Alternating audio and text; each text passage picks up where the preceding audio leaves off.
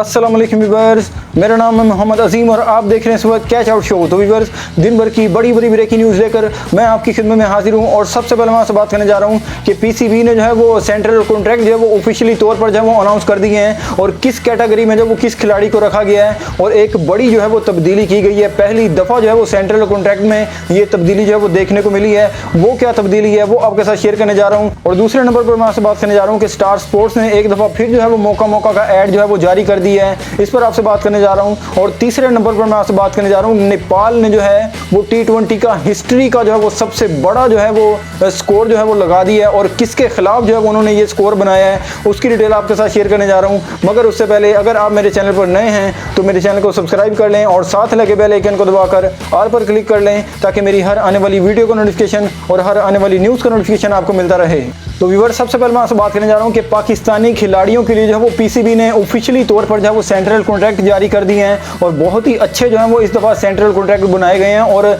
खिलाड़ियों से जो बात की है इंजमामुल हक ने ये 2 दिन पहले, उस पर जो है वो काफ़ी जो मामला चल रहे थे ख़राब जो खिलाड़ियों और पीसीबी के दरमियान, वो जो है उसको हल कर दिया गया और अब ये सेंट्रल कॉन्ट्रैक्ट जो है वो तय पा गए हैं और ऑफिशियली तौर पर अनाउंस भी कर दिए गए हैं। अब ये पहली दफ़ा होने जा रहा है कि ये सेंट्रल कॉन्ट्रैक्ट जो है वो 3 साल के लिए जो वो प्लेयरों को इसमें जो वो रखा गया है। और पहले ये देखा जाता था कि 1 साल के लिए जो वो कोई भी सेंट्रल कॉन्ट्रैक्ट जो वो जारी किया जाता था और अगले साल जो है वो उसको तब्दील किया जाता था, लेकिन इस दफ़ा जो है वो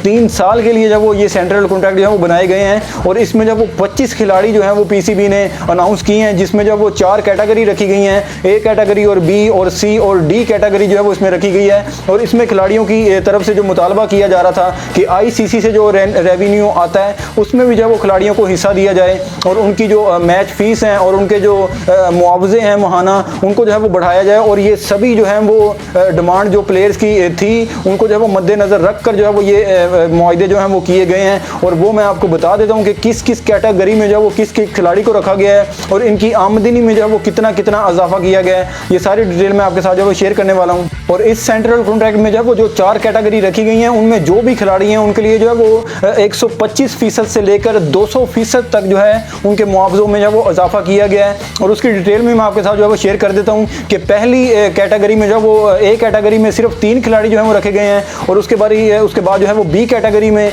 6 खिलाड़ी जो है वो रखे गए हैं और उसके बाद सी कैटेगरी में 2 खिलाड़ी रखे गए हैं और उसके बाद डी कैटेगरी में जो है वो 14 खिलाड़ी जो है वो अनाउंस किए गए हैं और उसकी डिटेल भी मैं आपके साथ जो है वो शेयर कर देता हूँ। और ए कैटेगरी के जो खिलाड़ी हैं उनके मुआवजों में जो वो 200% जो है वो इजाफा किया गया है और बी कैटेगरी के जो खिलाड़ी हैं उनकी मुआवजों में जो वो 140% तक जो है वो इजाफा किया गया है और सी कैटेगरी के लिए जो वो 135% जो है उनके मुआवजों में जो वो इजाफा किया गया है और डी कैटेगरी के लिए 125% जो है वो इजाफा किया गया है। और अब मैं जो है वो आपको प्लेयर्स की जो है वो लिस्ट भी बता देता हूँ कि जो है वो किस किस लिस्ट में जो वो कौन कौन से खिलाड़ी रखे गए हैं। और इसमें सबसे पहले जो ए कैटेगरी में प्लेयर जो है वो अनाउंस किए गए हैं उनमें सबसे पहले कप्तान बाबर आजम हैं और उसके बाद मोहम्मद रिजवान हैं और उसके बाद शहीन शाह अफरीदी हैं। ये 3 खिलाड़ी जो हैं वो ये ए कैटेगरी में रखे गए हैं, इनके मुआवजों में जो वो 200% जो है वो इजाफा किया गया है। और बी कैटेगरी में जो है वो फ़खर जमान, हारिस रऊफ़, इमामुल हक, मोहम्मद नवाज और नसीम शाह और शदाब खान को जो है वो ये बी कैटेगरी में रखा गया है। 140% तक जो है वो इनके मुआवजों में इजाफा किया गया। और सी कैटेगरी में जो सिर्फ 2 खिलाड़ी जो है वो रखे गए हैं, एक इमाद वसीम को जो है वो सी कैटेगरी में रखा गया और अब्दुल्ला शफीक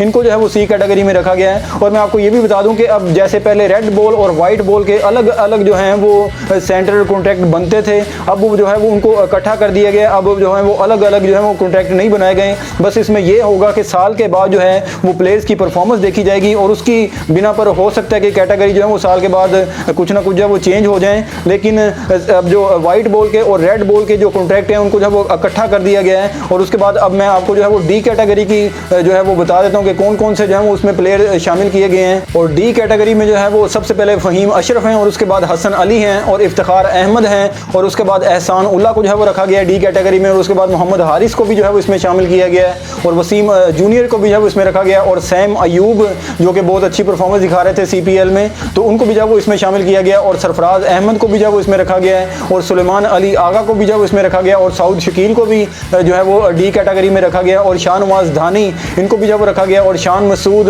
उसामा मीर और जमान खान को भी जो है वो इसमें रखा गया और सी कैटेगरी में ये 14 खिलाड़ी जो है वो रखे गए हैं। अभी सेंट्रल कॉन्ट्रैक्ट में जो है वो खिलाड़ियों की जो मैच फीस हुआ करती थी उसमें भी जो है वो काफ़ी ज़्यादा जो है वो इजाफा देखने को मिला है। और इसमें जो टेस्ट मैच के लिए जो है वो 50% तक जो है वो इजाफा किया गया। जैसे मसलन खिलाड़ी जो है वो 7.5 लाख रुपया या 7 लाख रुपया एक टेस्ट मैच का जो है वो खेलने का लेते थे मैच फीस उनकी, तो अब उसको जो है वो 3.5 लाख तक जो है वो उसमें और जो है वो ऐड कर दिए जाएंगे और उनको 10 या 10.5 11 लाख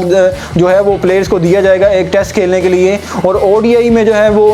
25% तक जो है वो मैच फीस बढ़ा दी गई है। उसमें अगर खिलाड़ी जो है वो 3.5 लाख अगर लेते थे तो अब वो जो है वो 4, 4.5, 5 लाख जो है वो ओडीआई की जो है वो मैच फीस जो है वो वसूल करेंगे। और उसमें T20 में आ जाएं तो उसमें जो वो 12.5% तक जो है वो इजाफा किया गया है मैच फीस का। अब ये बहुत ही जो है वो खुशखबरी है हमारे खिलाड़ियों के लिए और इसीलिए मुझे लगता है कि खिलाड़ी जो है वो जो जब रात को जो है वो यहाँ से निकले और वो खुशी नज़र आ रहे थे और बहुत मुस्कुराते हुए जो वो चेहरे उनके जो है वो खिलखिलाते हुए दिखाई दे रहे थे। और उसकी वजह एक ये भी है कि पीसीबी ने जो बहुत ही अच्छे जो है सेंट्रल कॉन्ट्रैक्ट जो है वो बनाए हैं और प्लेयर्स को जो है वो बिल्कुल राज़ी करके जो है वो यहाँ से भेजा है ताकि प्लेयर जो है वो परफॉर्मेंस जो है वो बिल्कुल अच्छी दें और उनके ख्याल में ये ना हो कि हमारे सेंट्रल कॉन्ट्रैक्ट जो है वो पता नहीं कैसे बनेंगे और कौन सा खिलाड़ी किस कैटेगरी में रखा जाएगा और कितना जो है वो हमें मुआवजा मिलेगा। लेकिन बहुत ही आला जो है वो मुआवजे भी रखे गए हैं और बहुत ही आला जो है वो मेरे हिसाब से सेंट्रल कॉन्ट्रैक्ट जो है वो बनाया गया है। और सभी खिलाड़ी जो है वो हमें जो आज के दौर में नज़र आ रहे थे छोटे बड़े सभी जो है वो इसमें शामिल कर लिए गए हैं। सिर्फ जो है वो कैटेगरीज चेंज हैं और A-B-C कैटेगरी में जो वो बड़े बड़े खिलाड़ी जो हैं वो जो आजकल प्लेइंग 11 का हिस्सा हैं और जो है साथ चल रहे हैं टीम के उनको जो वो रखा गया है। और नीचे वाली C कैटेगरी में जो वो 14 खिलाड़ियों को रखा गया है। उसमें जो वो अब सभी छोटे बड़े ज़मान खान भी उसमें आ गए हैं, सैम अयूब भी आ गए हैं और मोहम्मद हारिस भी और सुलेमान अली आगा भी, साउद शकील भी और शान मसूद भी, ये सभी खिलाड़ियों को जो है वो इसमें शामिल किया गया है ताकि किसी को जो है वो ये एतराज़ ना रहे कि फ़लाँ खिलाड़ी को जो है वो सेंट्रल कॉन्ट्रैक्ट में शामिल नहीं किया गया और फ़लाँ खिलाड़ी को जो है वो नहीं किया गया। और अब इसमें एक और बड़ी तब्दीली ये भी की गई है कि पाकिस्तानी खिलाड़ियों की तरफ से ये डिमांड की जा रही थी कि पाकिस्तानी क्रिकेट बोर्ड जो है जो ICC से रेवेन्यू उनको आता है उसमें भी जो वो पाकिस्तानी खिलाड़ियों को जो है वो कुछ हिस्सा दिया जाए ताकि पाकिस्तानी खिलाड़ी भी जो है वो एक दुनिया में जो है वो माने ताने खिलाड़ी जो है वो समझे जाएं मुआवजे के तौर पर। जैसे दूसरी टीमों के जो है वो खिलाड़ी बहुत ही ज़्यादा जो है वो मुआवजे लेते हैं और ठीक ठाक जो है वो उनके पास पैसा जमा होता है हर साल बाद। तो इसीलिए पाकिस्तानी खिलाड़ियों की तरफ से भी ये डिमांड की गई थी जो कि जो उनकी तरफ से जो वो कबूल कर ली गई है। और जो अब रेवेन्यू आएगा ICC की तरफ से पाकिस्तानी क्रिकेट बोर्ड को उसमें भी जो वो खिलाड़ियों को हिस्सा दिया जाएगा। और दूसरे नंबर पर मैं आपसे बात करने जा रहा हूँ कि नेपाल ने जो है वो T20 की हिस्ट्री का जो है वो सबसे बड़ा जो है वो स्कोर लगा दिया है। और ये जो एशियन गेम्स आजकल जो है वो चल रही हैं उसमें जब उन्होंने मंगोलिया के खिलाफ जो है वो 20 ओवरों में जो है वो 314 जो है वो स्कोर दाग दिया है और 25 छक्के जो है वो इसमें देखने को मिले हैं इस मैच में। और बहुत ही बुरी तरह जो है वो नेपाल के बैटर ने जो है वो मंगोलिया के बॉलर को जो है वो धोया है और सिर्फ 3 विकेटें जो है वो इसमें गिर सकी हैं और 3 विकेटों के नुकसान पर जो है वो 314 रन जो है वो बोर्ड पे लगा दिए और उसके बाद 274 से जो है वो ये मैच भी जीत गए। और ये भी जो है वो सबसे बड़ी जो है वो T20 की हिस्ट्री की जो वो जीत कही जा रही है कि इतना बड़े मार्जिन से जो है वो आज तक जो है वो कोई टीम नहीं जीती। इतना बड़ा जो है वो टारगेट ही आज तक जो है वो किसी टीम ने नहीं लगाया। और इससे पहले अफगानिस्तान ने जो है वो 270 प्लस जो है वो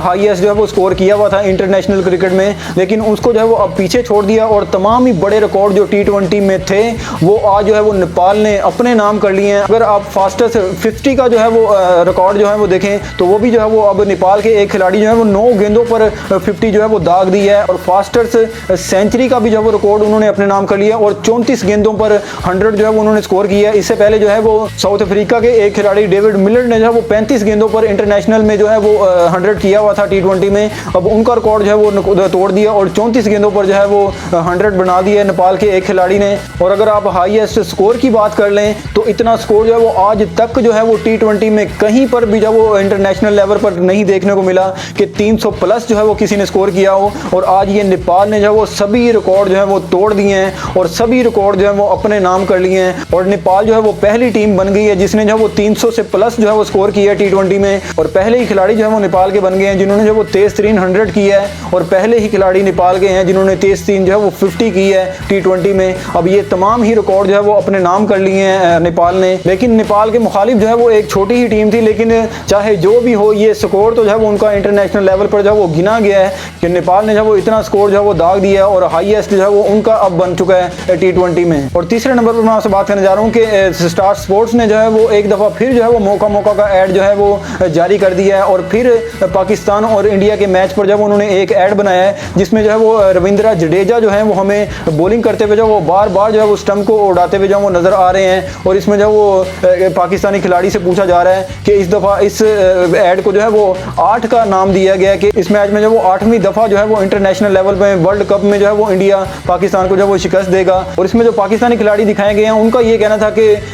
इस नंबरों को जो है वो चेंज किया जा सकता है इस वर्ल्ड कप में, अगर हम जो है वो एक साथ जो है वो खेलें। तो इस पर इंडियन खिलाड़ी जो दिखाए गए उनका ये कहना था कि एक साथ जो है वो कैसे खेलें। तो उन्होंने कहा कि 1 और 7 मतलब कि 7 दफ़ा जो है वो आप जीते हुए हैं वर्ल्ड कप में पाकिस्तान के साथ मैच, और इस दफ़ा जो पाकिस्तान जो है वो एक दफ़ा लाजमी जो है वो आपसे जीतेगा और पाकिस्तान जो है वो ये मैच जीतने जा रहा है, उनका ये कहना था। और ये एक दफ़ा फिर जो है वो मुहिम चल पड़ी है। अब इसका पता जो है वो 14 अक्टूबर को ही चलेगा जब पाकिस्तान और इंडिया जो है वो आमने सामने आएंगे। इंडिया को एक बेनिफिट जो है वो बहुत ही ज़्यादा है, उनका क्राउड भी जो है वो बहुत ज़्यादा होगा उस स्टेडियम में, और उनका जो है वो होम ग्राउंड का भी जो है उनको फ़ायदा होगा। लेकिन पाकिस्तानी टीम जो है वो मेरे हिसाब से जो बिल्कुल रिलैक्स होगी, उनको ये इस चीज़ की जो वो कोई टेंशन नहीं होगी कि हम जो है वो क्राउड के सामने जो वो हार जाएंगे और या हम अपने होम ग्राउंड पर जो है वो हार जाएंगे। इंडिया को जो है वो थोड़ा सा मेरे हिसाब से जो वो प्रेशर ज़्यादा होगा, लेकिन एक एडवांटेज जो है वो इंडिया को ये होगा कि वो अपने होम ग्राउंड पर खेल रहे हैं, कंडीशन का उनको पता है, और उनका जो है वो क्राउड उनका अपना होगा और क्राउड की तरफ से जो है उनको सपोर्ट होगी,